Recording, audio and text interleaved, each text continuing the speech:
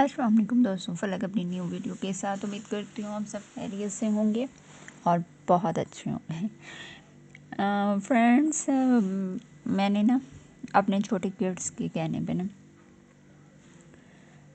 Poetry से wallpaper पे आई, wallpaper से दोबारा मैं पोइट्री पे आई, इसलिए कि जिस फील्ड में इंसान अपनी ग्रुप रखता है ना, या जो हार्ट टचिंग बातें होती हैं वो कहनी चाहिए और सुननी चाहिए। मेरा इस पे बिलीव है।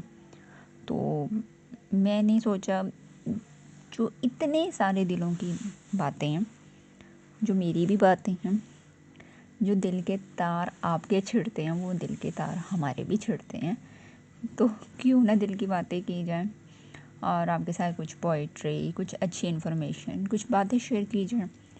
इसलिए फ्रेंड, सॉरी, मुझे फिर अपना ज़ोन चेंज करना पड़ा।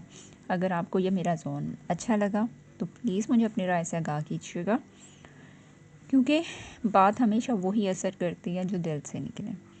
हर एक बात असर नहीं रखती।